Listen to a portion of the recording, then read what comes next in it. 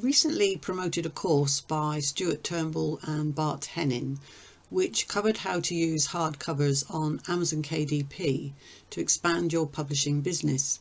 This video covers how to use the bonus I supplied with that course for those who brought through my link. Now, if you've not been here before, my name is Jane Willingale of Silverzone Printables, and I create videos covering low content publishing and how to use the Affinity Suite and other programs to create low content books and printables for Amazon and other platforms such as Etsy. And if that kind of thing interests you, then click the subscribe button and the notification bell so you get notified when I produce videos like these. And if you found this video helpful, then please do hit the like button to help get these videos out there and help this channel grow. I really do appreciate it. Thank you. The Affinity Suite is my first choice for creating these products, mainly because of the ease of use and also because of the price, which is really cheap compared to Adobe.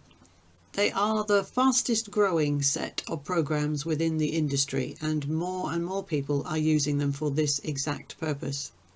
My bonus included a complete set of the 5 sizes you can create Amazon hardcover books in, based on books of 120 pages, which is fairly average, along with Affinity Designer templates for hardcovers, complete with design aspects for ideas. In this video, I'm just going to run through how I achieved the various effects, which I think could be useful for less experienced users of the programs. Keep in mind the designs are completely open to editing and only ideas for how you can lay out a cover with eye-catching design in mind. But design is a completely subjective thing, and so I urge you to do your own research on the likes of Amazon, Barnes & Noble and other places like Redbubble, Society6 or similar to see what kind of designs stand out for you within the niches you are exploring. Create several for each book and see what works and what doesn't. Pass them in front of your partners or family and see what their reaction is. It is never cut and dried, and designs that I have thought would grab people's eyes have completely flopped. Okay, let's dive in. So just before we go through the covers that I have already set up, let me just run through a few basic tips for designing a great cover, which should be useful for most people to keep in mind when they start. The first of these is to structure your layout. The book title and the author's name are key ingredients to the origin of a book cover, so there's not a lot of point if they are in small text squashed down the bottom that hardly anybody can see or follow. So bear that in mind when you're first setting up your cover. And then use a compelling image. Draw your audience's attention with a strong initial image that relates to the book that you are selling.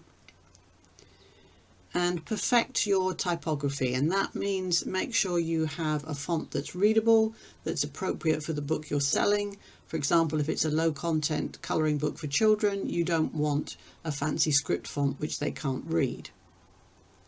And refine your colour palette. Make sure all the colours on the pages are in tune with each other and in tune with whatever you may have inside the book if you have colours, so that your colours have a theme and are relatable to the subject. And then choose a saleable format and size. So for example, you wouldn't choose the smallest, which is a 5 by 8.5, for something like a colouring book that needs to have lots of space for the image to be shown off. What you might do, I suppose, I can think of a few occasions when you might want a small colouring book, but generally you want the larger size. And then a couple of key points to keep in mind, and that's to make sure that your title and font is readable as a thumbnail.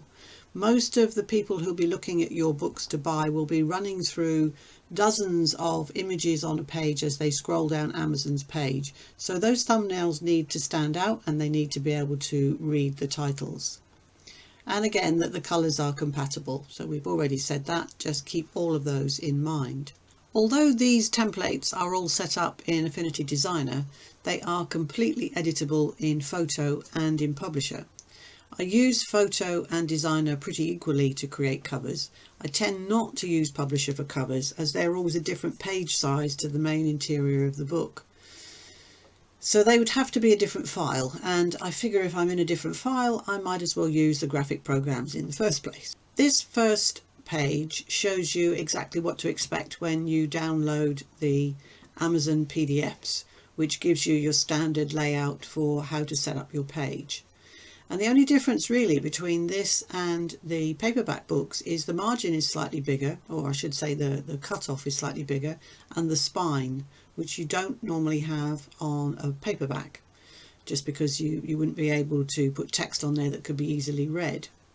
So I have downloaded all of these in the 5 different sizes that Amazon allow you to produce hardcovers in, based on 120 pages per book, which is fairly average, as I said. So this will vary slightly on the width if you add more pages. It will not vary on the height. So whatever size you set your design up for, if you fit it within this template, you will only have to tweak the width slightly if your page numbers are different. And they will tell you that. Amazon will tell you that when you load the cover up, as I'm sure you've found before if you've been doing this a while. If not, that's what you could expect if you haven't got it quite right. In each of the templates, I have just added this reminder to delete the layer before saving the file for publishing.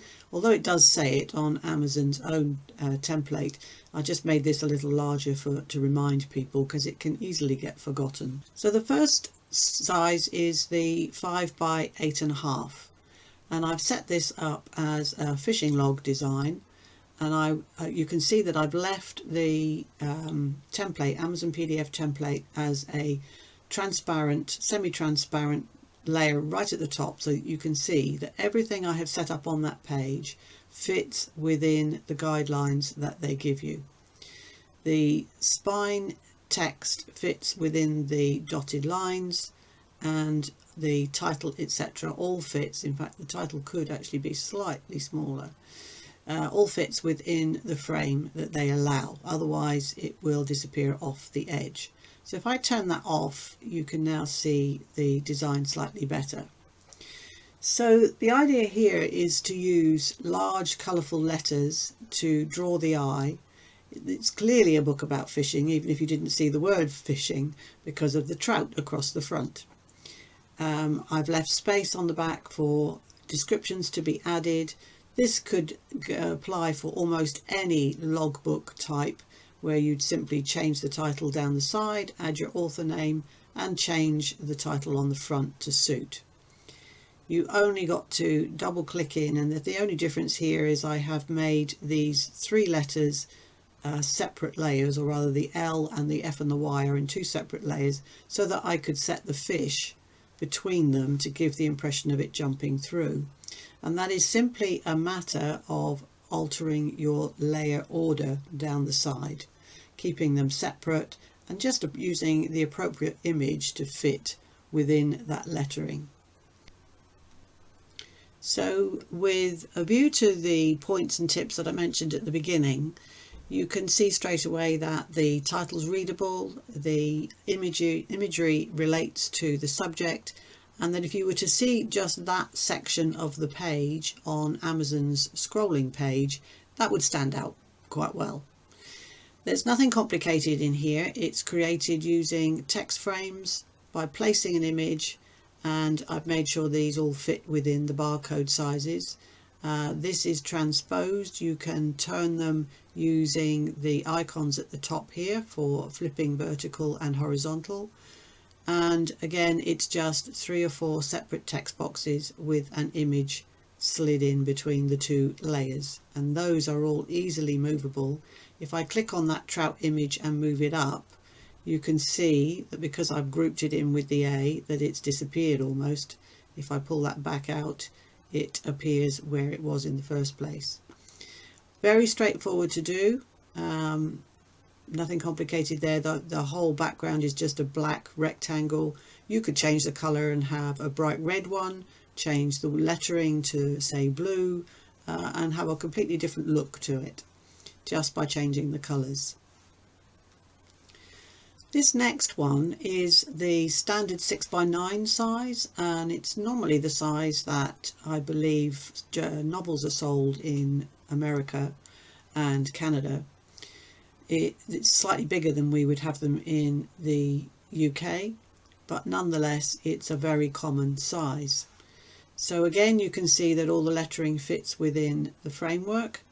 The spine covers the title and the author name, and the relevant details will be on the back. I haven't actually put a description box on this one, but it could be added just above here if required, because instead I've just put a logo. So if I turn off the template, you can now see that that has quite an impact. If you saw that on Amazon's page, the title would leap out at you along with those beautiful cat eyes. Anybody who was a cat lover who was looking for a journal for a gift for somebody would probably grab something like that, just because it stood out more than some of the others that you can see. That's not to say it's a perfect design, but it certainly stands out more than some of the designs I have seen recently. Again, nothing complicated. It is a section of text. The only slightly different thing is the way the picture is put in behind this particular rectangle at the top. This image is downloaded from Creative Fabrica because I have an account there. Very easy to get hold of, and I have just added an embossed layer to it. And you can see that by, if I just click on the group and highlight it, you can see the FX here. So if I click on the FX, you can see I've added a bevel and emboss layer on it, and just turned the radius up slightly to give that embossed effect. Makes it stand out more from the background. The section with the cat's eyes behind the lettering is slightly more complicated, and I'm going to cover that in a separate video just because I don't want to make this one too long. But it gives a great effect on big lettering like this, and it's quite powerful here where the eyes show up. It's a very simple design, just using rectangles of differing colours. The colour tones and theme blend in well. I've got the black here over these two quarters, and it's slightly offset from the centre, deliberately so, just to draw the eye to the top section. That again can be changed easily to suit any other colour theme. You can make these two dark sections something like a purple or a blue or even a red, and then change the image to suit whatever you are selling. The next size up is a strange size, I find, 6.14 by 9.21. I guess that's a US size maybe, or a Canadian size. It's not one that I recognise well from the UK, certainly, and I'm not sure which books would be most appropriate for it. Possibly something like the word search type puzzle books, which people don't want great big books to put in their bags. That kind of thing would suit maybe quite well, but then I don't actually think they would suit the hardcover versions because they'd be too expensive. Nonetheless, this one I have picked out of the Hardcover Hard Cash book report, and it's based on a couple of the niches that are picked out in the upsell for that report, and combined the two. Let me just take the PDF layer off so they stand out better. Again, I've used the contrasting colour theme. I just swapped it around slightly and pulled in some images, again from Creative Fabrica. All of these images are from Creative Fabrica. They're not hard to find, easy to use, and if you have a subscription, free. You can buy them separately. They are not expensive. I can't remember what this one is just because I have a subscription, so I don't always see the price. But nonetheless, they're not very expensive to download and easy to use. By changing the size and adding in one or two of the different colours of what was supplied, and just putting them around strategic places around the cover, it gives an emphasis that perhaps would not be there otherwise. Next up is a 7 by 10, and this is based on a very popular niche, which is handwriting.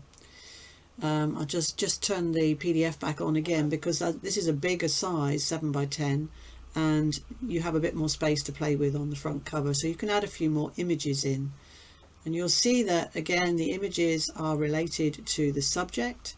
I've added in a section for a book description.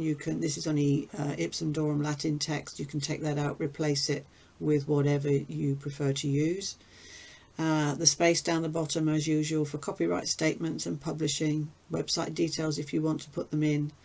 And something like this would probably have a series of books, so I've left a space at the bottom for a series number and a volume number, but this is something you can add into any of your books if you are producing more than one in a series. The handwriting title is based on a script font which is actually used within some of the handwriting books that you will find. The images for the handwriting are public domain images from the likes of Pixabay. Actually, these two are photographs that I have taken and used. This is just a little clip art. Easy to do. A fairly large background image, again picked up from the likes of Creative Fabrica and used to pretty good effect here to make the rest of the items stand out. And last but not least, the largest, which is the 8.25 by 11, which suits hardcovers very well. And if I take the PDF off, you can, well, leave it on for a minute, but you can see that even the spine, I've got that slightly wrong, let's move that down so it's a bit better fitted. I've fitted it within the fold of the spine, and I've set it so that the spine cover will follow around to the section where the fold finishes. You'll remember possibly that hardcover books have this slight curve around this bit, and then this section is indented somewhat before the main cover comes out. If I now turn that off, and this photograph is, I've included it in the template, but it's my mother, so I would suggest you change that for something else that's more appropriate. The recipe book is just ideal for relating to families and mums in particular. So for me it was a no-brainer to put my own mother's face on the front. But the background image is an image taken from my kitchen. Again, easy to do if you've got decent tiles that you can take pictures of, or you know, a friend's kitchen where you can take a picture just to put on the background. And another simple clip art piece, again from Creative Fabrica, that just suits the book title. I have put a reminder down here on the image to swap it out for a different image. There's nothing complicated in any of these covers, perhaps other than perhaps the one with the cat's eyes. They're all just text manoeuvred around the page just to look a little different.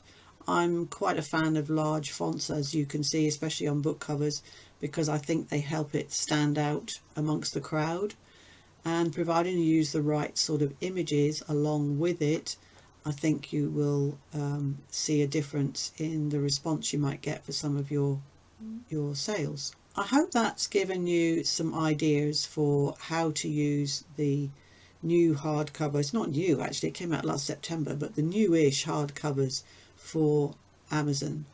They don't suit every book, but they are worth putting in place if you have the right sort of topic, because it's completely free. And if you've already put a paperback book up, you might as well add the hardcover version. The interiors are in most cases the same size, certainly for the 8.25 by 11, the 6 by 9, and the 5 by 8.5, and I think that's about it. Yeah, the 5 by 8.5. They're all the standard sizes anyway. The only two that are different are the 6.14 and 9 by 9.21 and the 7 by 10. They are additions, so you'd have to change your size. But if you have something like Affinity Publisher, you simply pick up the nearest book. In this case, it would be the 6 by 9, and rescale it, and it will sort it all out for you. Very little effort just to add in an extra book. I've been Jane Willingale of Silver Zone Printables. I hope that's given you some new ideas. See you next time.